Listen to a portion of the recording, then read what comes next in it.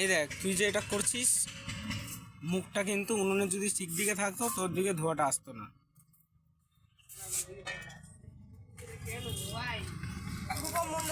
তুই কি করছিস দাঁড়িয়ে দাঁড়িয়ে? জোগাড় করছি।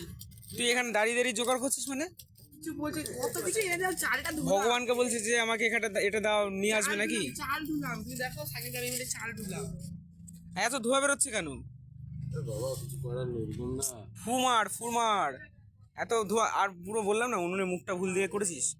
হাওয়াটা যেদিক দিয়ে দেবে সেদিক উনুনে মুখ করবি। বুঝেছি ওখানে গিয়ে ঠিক করবো। এই দেখ চালটা এখানে রেখে দিয়েছে পাগলের মতো। আরে তুমি দেখাচ্ছ ওটা তোর ছোট কোনো মারবেল নেই। হ্যাঁ এটা বন্ধ কথা। ছোট কোনো মারবেল নেই মানে ছোট মারবেল যেটা তো ইয়ে করবে। এই যে এইটা ভালো করে ধুয়ে কর। সেটা এটা তো বললাম ওদের এটা ভালো করে ধুয়ে কর, ভাঙিস না তাহলেই হবে। এটা দেখো শুধু উপরে ভালো করে ধুয়ে এটাতে নিচে রেখে কর।